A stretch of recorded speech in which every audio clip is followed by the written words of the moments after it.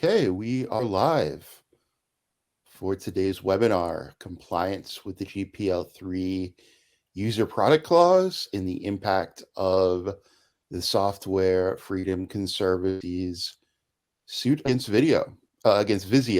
We are on video talking about Vizio. We really appreciate everyone being here. We are just going to give it a few minutes for folks to make their way in. You should be seeing a slide deck pop up shortly. So thanks for your patience as we get ramped up.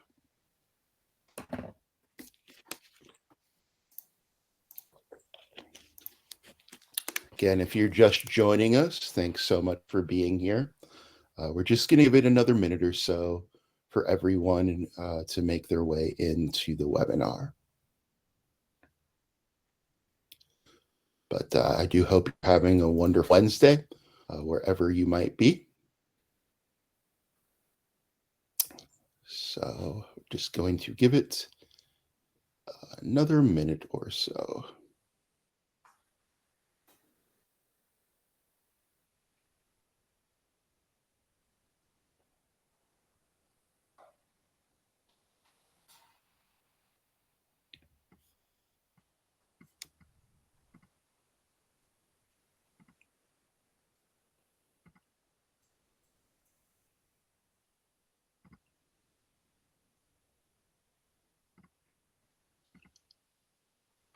All right, then we are about ready to get started. Having a few technical issues, but we will work around them.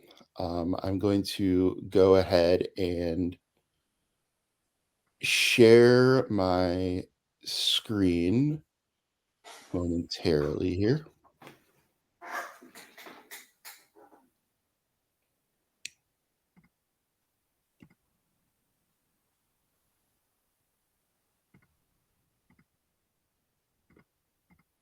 Okay, 1 second. Apologies again for the technical issues. Believe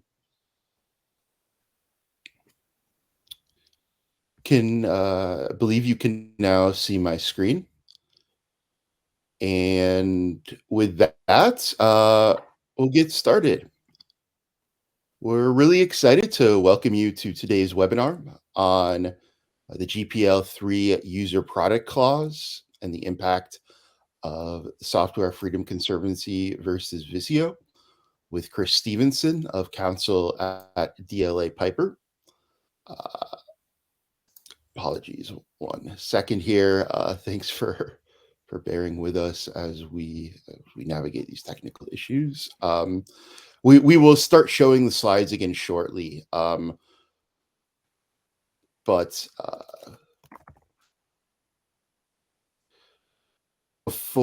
name is Andy Drukarev.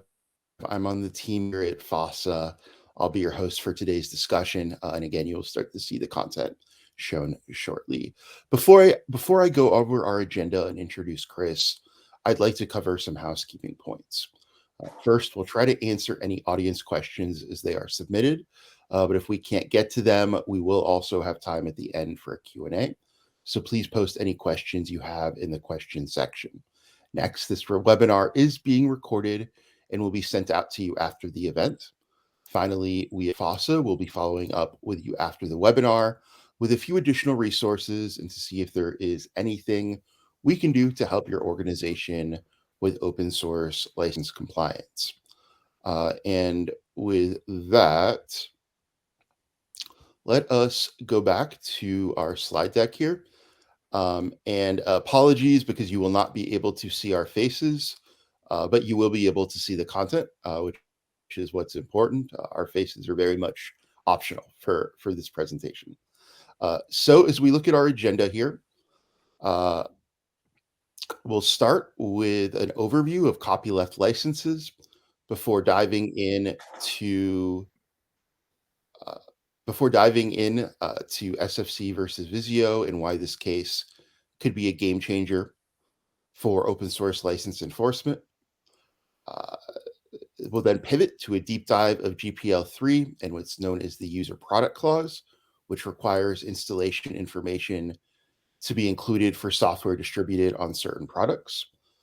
Finally, we'll close with a look at some of the challenges and solutions to user product clause compliance.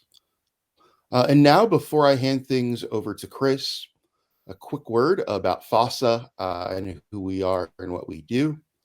We provide comprehensive open source management for the enterprise, as you see on this slide. And essentially, we help a variety of companies manage open source license compliance and all that goes along with that. So with that, really excited to hand things off to today's speaker, Chris Stevenson. He is of Counsel at DLA Piper and really has an extensive background in technology licensing, open source, IP, and also spent the first part of his career actually in a more technical role. So with that, Chris, we'll hand it off to you. Sounds good. Thanks, Andy. Andy, are you going to be switching the slides today? I will. Yeah. Okay, great. Yeah, thanks, everyone, and welcome everyone to our discussion today. Kind of happy you can't see my face. You don't need to see my face to learn about open source. Probably distracting. But yeah, as Andy said, I'm of Counsel here at DLA Piper's Palo Alto office. I specialize in technology transactions, specifically open source software transactions. And I spent the first many years of my career in systems and network administration. So I've seen open source from sort of both sides of the world, both as a user and as an attorney. So I have, I can sort of offer insights from both perspectives. And yeah, as Andy said, I am an avid dragon boater. For those of you who don't know what dragon boat is, it's a long, skinny boat with a head and tail of a dragon, and you and either 10 or 20 of your closest friends get together and paddle as hard as you can and race other boats. So it's a great exercise and a great team sport. Highly recommended if you haven't tried it before. So let's move to our first slide.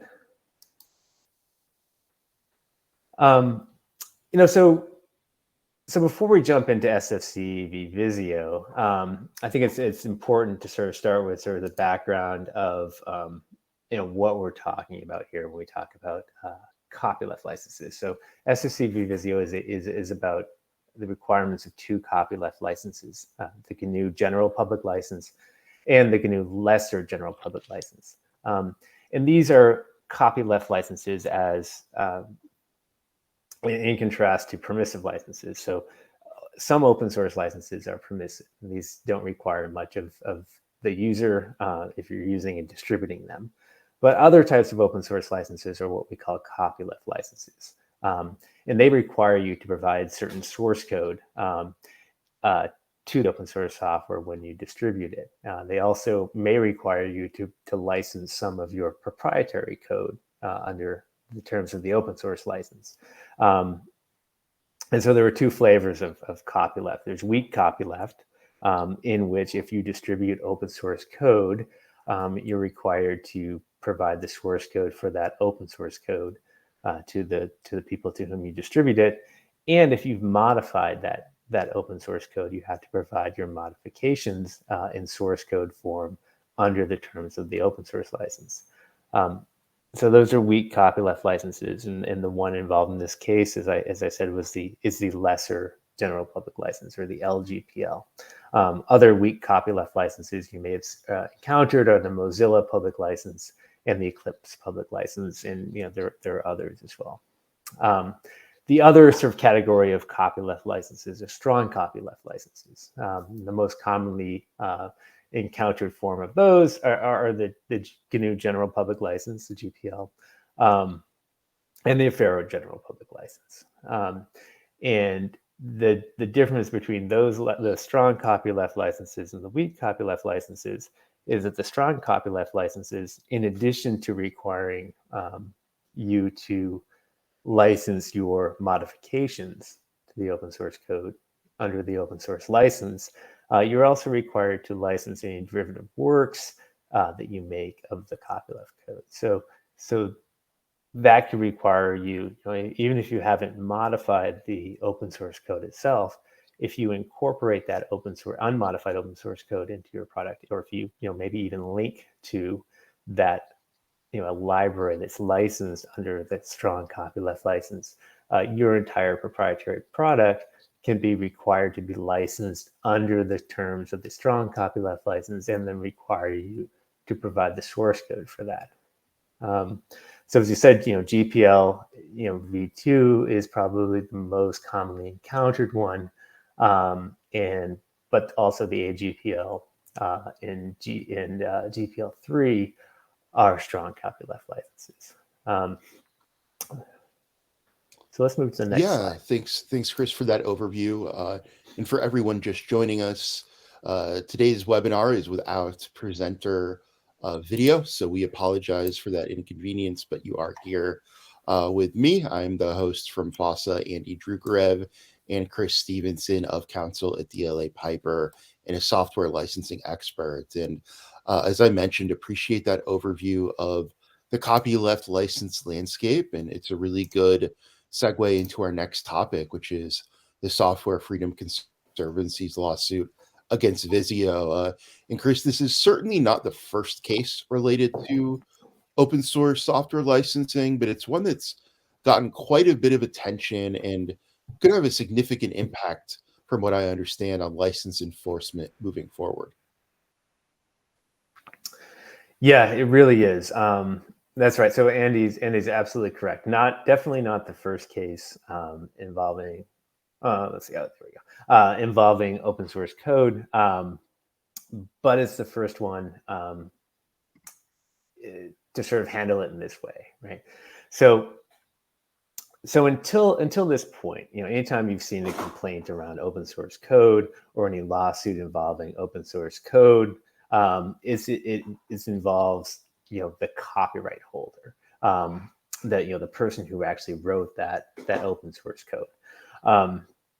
But in this case, SFC is filed this suit as a user of open source code, specifically a consumer of Vizio's TV sets.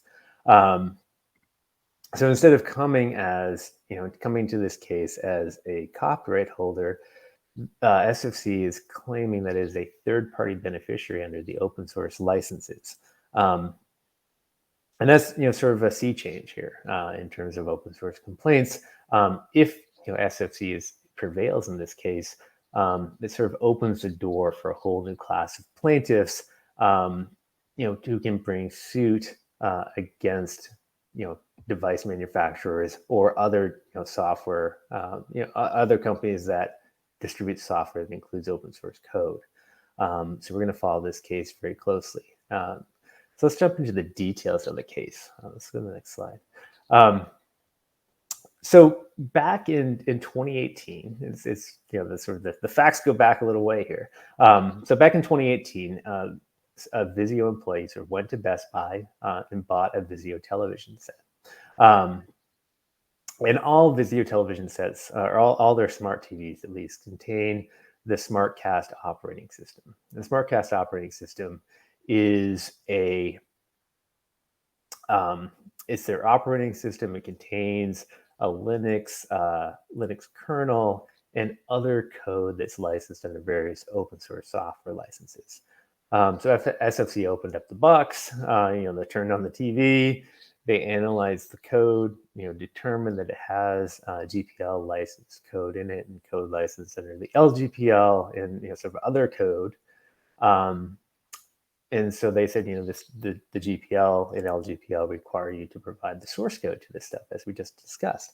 But nowhere in the documentation for the product, and nowhere on the product was there source code for the software or an offer to provide the source code. So that's another way you can comply with the GPL and LGPL, is to tell people, okay, you can contact us if you want the source code. But that wasn't part of the distribution. So SFC, reached out to Vizio, contacted their CDO directly, I believe, and said, "Hey, we'd like the source code for this." This was back in 2018. Sometime in early 2019, Vizio responded and provided some source code, but SFC was unable to compile and run that source code. And so SFC sort of reached out and said, "These are the problems we're having with your code. Could you provide us with another?" With all the code, not just some of it. And Vizio responded with another candidate that also would not compile and run. So this went on for a while, a year and a half, I believe, and eventually Vizio just sort of stopped responding to SFC. They sort of with the response, "Well, you know what? We don't have to provide this. We don't believe that you have sort of standing to request this information. We're just not going to provide it." And so SFC brought this case, and again, SFC brought this case as not as the copyright holder. So again, most of these, any other case that we've seen involves the copyright holder, and there are members of the SFC who are copyright holders in some of the code that's at issue here. And so SFC may have been able to actually bring this as a copyright holder, or at least on behalf of a copyright holder. But instead, they sort of changed up the landscape and brought it as a third-party beneficiary with their request that the court specifically enforce the GPL and LGPL and require Vizio to provide them with the source code of these products, as an intended third-party beneficiary of the LGPL and the GPL. So, the case is still, it's been a year, it's still winding its way through the court system. I think right now they're still fighting over whether it should be in state court or federal court. We're watching it very closely because this could be a really big deal if SFC prevails. Thanks, Chris. And you mentioned that the potential implications around the GPL3 license are something to keep an eye on with this case. And then, of course, brings us to our next topic, which is if you might be able to kind of share some highlights of GPL3 and its key provisions beyond some that you've already covered. Yeah, sure. As we said, the SFC v Vizio case is about the GPL2 and LGPL 2.1. But if SFC prevails,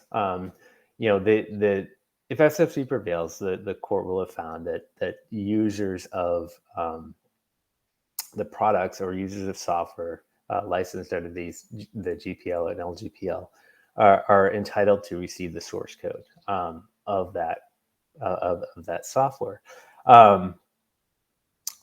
But there's another version of the GPL, right? The GPLv3, and the implications for manufacturers of user devices, if this case is successful, are actually far greater for software licenses in GPL3. So I think it's important to sort of talk about what those implications are.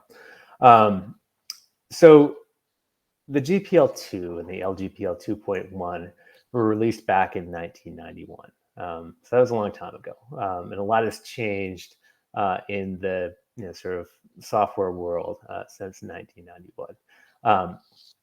In fact, so much had changed between 1991 and 2001, 2002, that the drafters of the GPL decided we need to update this to address some things that have happened since we wrote the GPL2 that weren't part of the software landscape back in 1991 but are now. There are some there are a number of different a lot of this stuff is the same in the GPL2, but there are a number of sort of big things that are different. There's an express grant of patent license, right, in the GPL3 that doesn't exist in the GPL2 because there was some confusion around whether there is a patent license. So the the drafters said, look, let's put an express, patent license in there.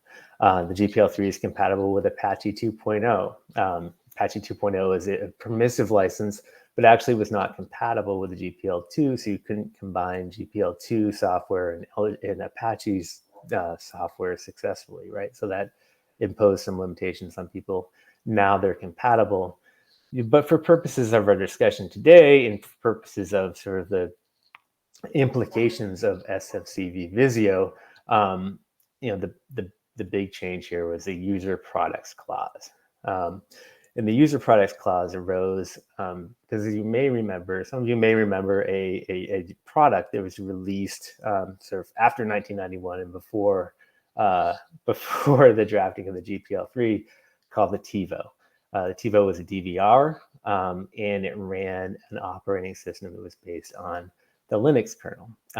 And like the device, or like the operating system in these Vizio TVs, the Linux kernel is licensed under the GPL2, and it contains some other, and the TiVo OS contains some other GPL2 software as well. But unlike Vizio, TiVo actually provided compilable source code for the TiVo product. If you ask TiVo, they would send you a disk that had the software on it, and you can compile it, and you can change it, and modify it, and run it.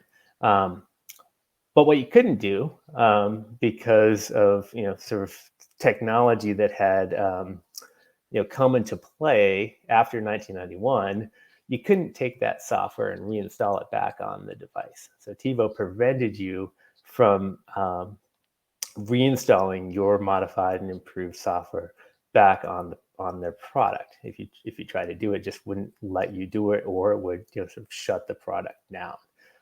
And so the drafters, the GPL, weren't particularly pleased with that, and so they added the user products provisions to the GPLv3 to address sort of what they saw as a shortcoming there. So if you're going to be including GPL3 software on your device, and there are now some popular software that would probably be included on the device, you have to know about this product. So let's go to the next slide and see more about it. So let's take a look. What does the user products clause say? The user products clause says, if you have a user product, which is sort of broadly defined as a consumer product, or sort of anything designed, sold for use in the home, you have to provide some information on how to install that the open source code, the code license under GPL3 or LGPL3 on that user product. And user product is pretty broad. As you said, it's consumer products. It's basically consumer devices. It can be home Wi-Fi routers, so any of your smart devices in your home, anything with software on it that's as a device is probably going to, sort of implicate this user products clause, including, your car, your Tesla sitting in your house is a, big computer. It contains GPLv3 software that could be a user product as well. And so if you are distributing user product with GPL3 or LGPL3 software on it, you have to provide this user information that is sufficient enough to take the code, the GPL3 or LGPL3 license code, modify it, and reinstall that back on the product. Thanks, Chris. And I think actually a quick question before we move to the next slide. And again, we are open to answering questions throughout the webinar. So please feel free to submit them. And if we aren't able to get to them now, we will get to them at the end. But the question, just to summarize, is a clarification of the GPL3 and Apache 2.0 compatibility bullet. And essentially it's asking if the compatibility there is like one way. I believe in other words, you can use Apache license code in GPL3 licensed software, but not the other way around. You can't take GPL3 license code, then use it in Apache and then license the whole thing under Apache. So just wondering if you could speak to kind of the nature of that license compatibility. The compatibility. So both licenses actually say you have to they have to remain, the code has to remain licensed under its license, right? So you cannot take GPL3 license code, put it into an Apache product, and then license the whole, or put it into a product with Apache software and license the whole thing under Apache. That's not permitted because you can't change the license for the GPL license code. The same with Apache. So Apache says you can't change the Apache license code, right? So it's really the two sort of remain licensed under their own licenses. The compatibility question before was also it had to do with the patent termination provision in the Apache license. So the Apache license has a provision that says, if you bring a lawsuit involving a patent that reads on the software, you lose your license to the software. And that wasn't compatible with the GPLv2, but it, the drafters of the GPL3 said,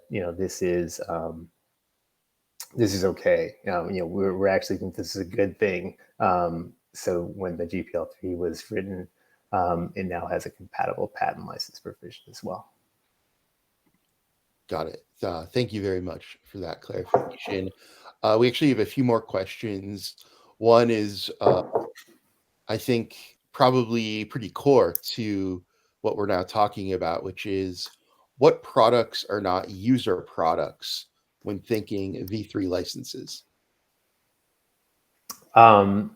So again, if it's hard to say what isn't, right? So it's easier to say what is. So really what we know what is sort of a consumer devices. So if you're sending stuff to a home, if things are not so what we believe are not user products, or say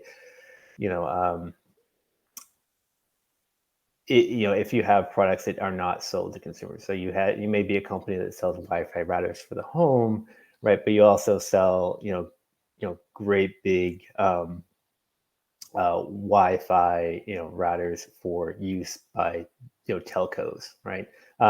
Those products are used exclusively by the telephone companies, not user products. The products you sell for use at the home by consumers probably are user products.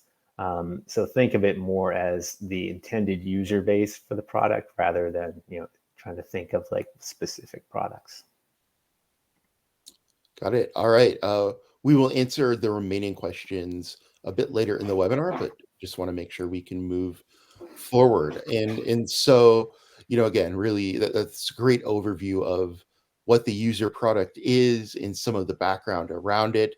And now I think the question naturally becomes, how do we go about actually complying with this provision? And I know there can be some challenges there, including potential concerns around exposing intellectual property that is sensitive to various companies. I'm wondering if you can speak to those challenges as well as some of the strategies you've seen be particularly effective in overcoming those hurdles. Yeah. So let's talk about the sort of what you have to provide, right?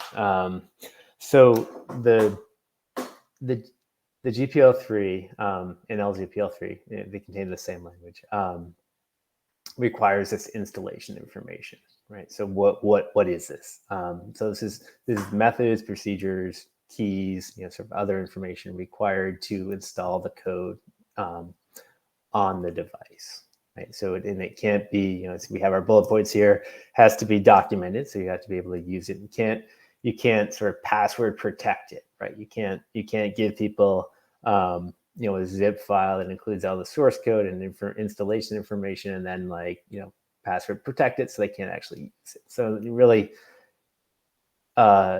believe it or not, people have tried to say they're complying by doing that, right? Providing this information, but nobody can access it, right? You have to be able to be accessed. And once the software is installed on the device, right, the device can't lock itself down and prevent itself from being run, right? So once the modified code is installed back on that product, the product still has to run. And so this is a problem, right? So this can be a problem for manufacturers because these devices often have lots of other code.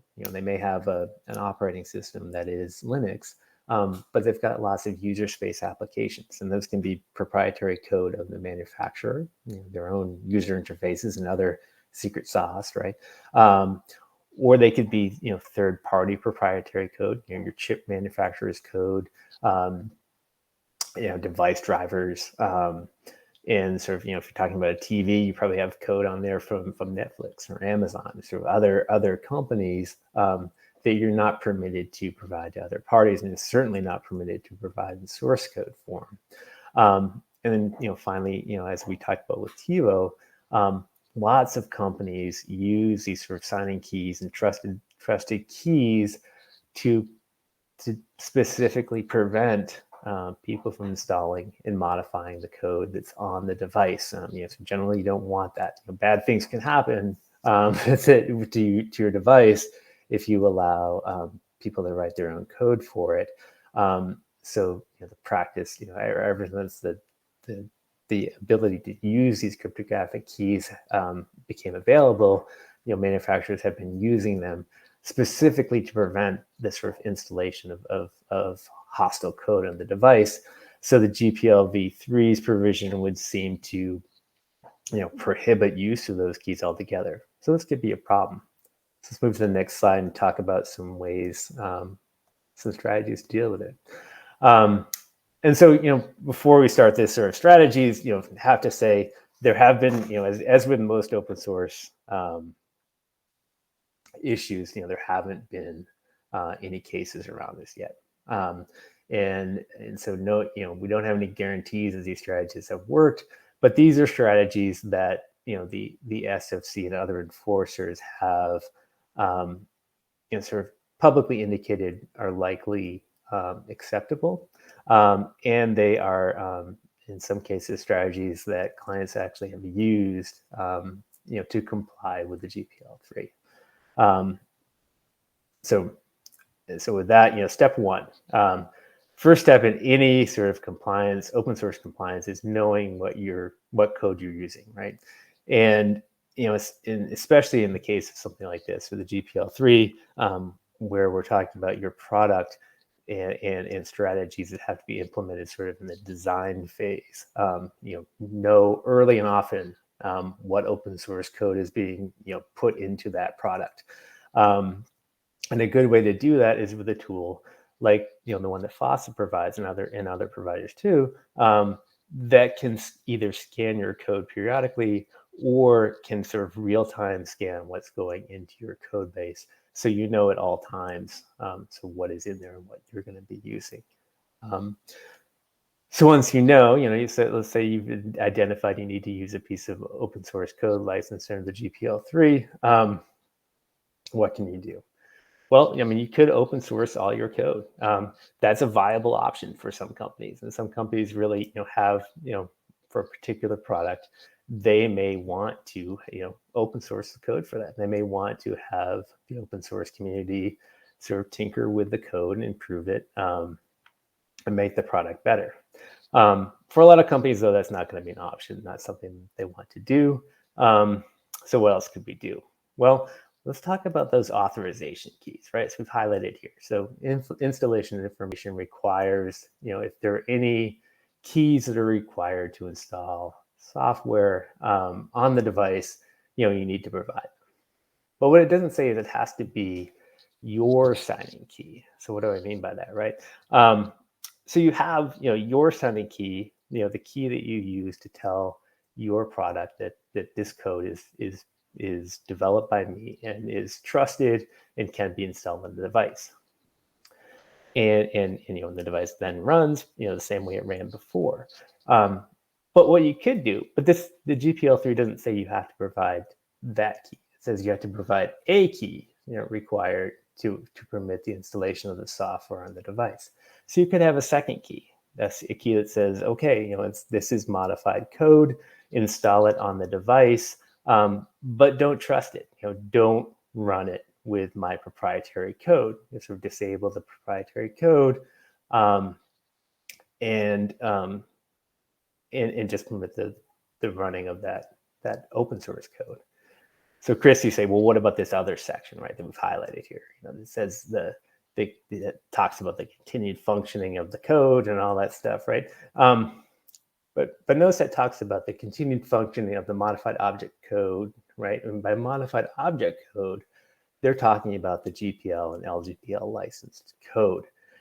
So as long as your key, right, is going to allow the installation of the software on the device, doesn't disable the device, allows that code to be run, there's nothing in the GPL3 that says you also have to permit your proprietary code, your non-open source code, to run with that open source code. So providing that second, sort of different signing key can be a strategy that works.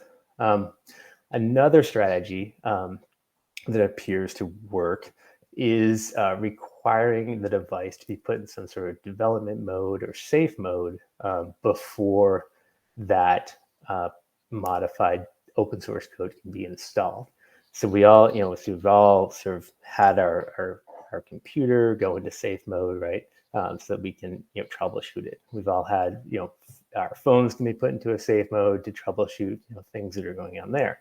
And so by development mode, safe mode, we're sort of we've got a mode that has our device run sort of in a bare bones kind of mode. It's got its hardware, its board is still running, right? Its hardware is still working, but all of our proprietary bells and whistles are shut down. And then so you put that in development mode, and then you can permit the software to be the open source code to be installed, and people can play with the open source code in the development mode. And then if they want to go back and use the device again, sort of all the bells and whistles again, they sort of have to leave development mode, and the modified open source code kind of disappears. You're running the original developer's code again when you go back to normal mode. But again, Chris, you say, well, this is open source code, right? And we're probably talking here about operating system stuff. Couldn't people modify the open source code to permit it to be run in back in that sort of bells and whistles like full mode? And well, if that is a concern, then maybe your option would be sort of a permanent development mode, requiring if people want to install modified open source code on the device, it switches into development mode, and then permanently deletes your proprietary stuff, sort of leaving the end user with a sort of just the hardware and sort of nothing else. Would that sort of irritate the SFC? They have said yes, it would irritate the SFC, but at the same time, they've indicated that it may in fact be acceptable to them. So again, none of these have been tested in court, but from our experience and from some public statements of the SFC, we believe that these are acceptable strategies.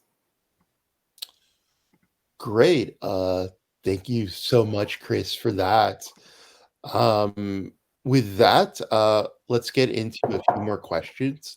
And again, please feel free to submit questions if you have not already, or if you have already, through the question section of your BrightTalk console. And once again, another thank you to everyone for bearing with us as we navigated through some technical issues earlier in the webinar. So the next question we have: would the patent-related requirements in GPL3 be considered a condition of the copyright license grant, or would those requirements be considered covenants, since granting/not granting patent rights does not affect any act covered by the copyright. If the patent provisions of GPL3 are just covenants, then presumably you're in compliance with the copyright license in GPL3 because of whether you, quote, deprive yourself of the benefit of the patent license for this particular work. I don't know. Yeah, that's sort of way beyond the scope of our discussion today. So I don't know whether the patent provision would be considered a covenant or a condition. Sort of all the other provisions of the GPL3 of the GPL2 were considered conditions of license rather than the covenant. I'm not sure how the patent license provision would play out.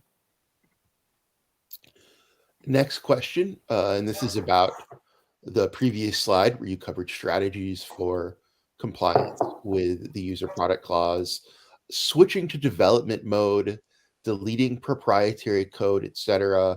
Some of the strategies that you surfaced. Don't you think that would be challenged? It could be challenged. Again, these are strategies that we've seen we've seen be accepted by the SFC. There are also strategies that the SFC has publicly stated that they believe, while they're not necessarily happy about them, right? They still believe would comply with the terms of the GPL. And like I said when I was talking about it, it would be irritating to the potential enforcers, but the GPL does say, it doesn't say anything about your proprietary code. It says you have to allow the open source code to run, and sort of doesn't say anything about having to retain the ability to run with your proprietary code. And in fact, it says you can disable some things if modifications are would be detrimental. So we believe that these would be acceptable and compliant strategies. Thanks, Chris. We'll give it another second for additional questions to surface. But if nobody has anything else, I think we will go ahead and wrap. So just want to again thank you so much to everyone for being here and sticking with us during the rocky first. Oh, we do have one more. What is the current status or latest filings in the Vizio case? Was it remand back to state court granted a while ago? Yeah, so I think that they are remanded back to state court, and as far as I know, that's where they stand right now. There hasn't been sort of any additional movement yet, to my knowledge. Yeah. Thanks. So now that really is all the questions we currently have. So again, thanks to everyone for sticking with us during those rocky early moments. But I do hope that you found this presentation to be informative and relevant, especially in light of what's possibly going to happen with the SFC versus Vizio case. Chris, can't thank you enough for being here and for your insights and knowledge. We really appreciate it. And once again, thank you to everyone for taking time out of your busy days to attend. And I hope you have a great rest of your Wednesday. Thanks. We'll see. Thanks. Bye.